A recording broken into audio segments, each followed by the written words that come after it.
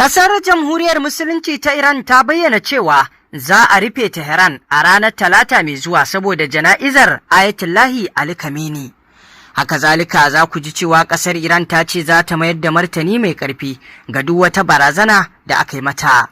Masu saurare ku gyara zama domin jin rahotannin labaran da muke tafa da su a halin yanzu domin jin waɗannan batutuwa daga ƙasar Iran ɗin. Da fari bari mu fara da batun nan da ƙasar Iran ta yi kan batun jana'izar Ayatollahi Ali Khamenei, wanda a ƙasar Iran ɗin ta bayyana cewa za a rufe Tehran babban birnin ƙasar ranar Talata saboda jana'izar Ayatollahi Ali Khamenei. Gwamnatin Iran ta sanar da cewa za a rufe babban birnin ƙasar Tehran a ranar Talata 6 ga watan Yuli domin sauƙaƙa gudanar da jana'izar Ayatollahi Ali Khamenei da kuma baiwa masu makoki damar fita daga birnin cikin sauƙi bayan halartar tarukan da aka gudanar. Mai magana da yawun gwamnatin ta Iran ta ce an ɗauki wannan mataki ne domin taimakawa wajen sauƙaƙa zirga-zirgar dubban mutane da suka halarci jana'izar jagoran addinin musuluncin.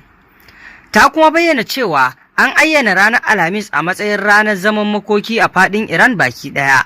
Ana sa ran binne Ayatollahi Ali Khamenei a birnin Mashhad ranar Alhamis 8 ga watan Yuli. An tsara gudanar da tarukan jana'iza da alhini a biranen Tehran, Qom da kuma Mashhad daga ranar 4 zuwa 8 ga watan Yuli.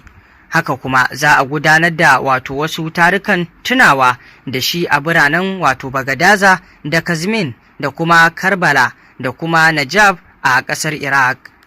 Ayatollah Ali Khamenei ya rasu ne sakamakon hare-haren saman da Amurka da Isra'ila suka kai kan Iran, inda suka kai harin a gidansa, sai dai har yanzu ba a binne shi ba, inda a yanzu aka sanar da lokaci na binne shin, inda ranar Talatan nan ta 6 ga wata ake sa rai fara wannan zirga-zirga tare da binne shi a ranar Alhamis. Ƙasar Iran ta ce ba ma wasa da tsaron ƙasarmu da makamanmu. Muƙaddashin ministan tsaron Iran ya ce ƙasar ba ta wasa da tsaronta da kuma makamanta, yana mai jaddada cewa Iran ba za ta taɓa tattaunawa ko yin sulhu kan ƙarfin tsaronta ba, musamman makamai masu linzami da jiragen sama marasa matuƙa. Majid Ibn Al-Reza ya bayyana haka ne a wani saƙo da ya wallafa a shafinsa na X bayan ganawa da mambobin kwamitin tattalin arziki na Majalisar Dokokin Iran.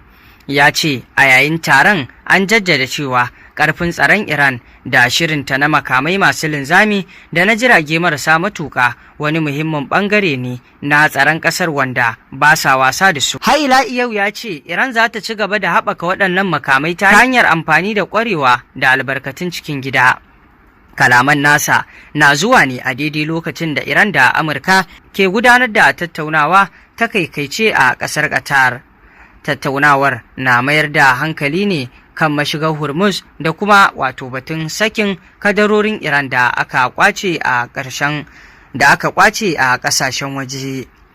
Iran ta ce za ta mayar da martani mai ƙarfi ga duk wata barazana. Ministan harkokin wajen Iran Abbas Arachi ya ce duk wata barazana da aka yi wa al'ummar Iran ko shugabanninta za ta fuskanci martani cikin gaggawa kuma da ƙarfi.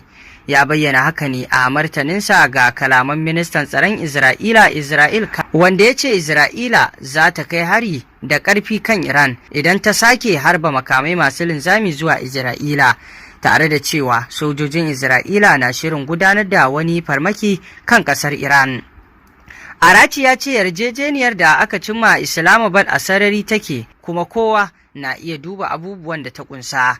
Ya kuma ce shugaban Amurka ya ɗauki alhakin tabbatar da cewa Isra'ila ta bi ƙa'idojin yarjejeniyar, yana mai ƙarawa da cewa idan Isra'ila ta kauce daga wannan tsari, Iran za ta mayar da martani. Wannan dai shine batutuwan da suke wakana daga ƙasar Iran ɗin.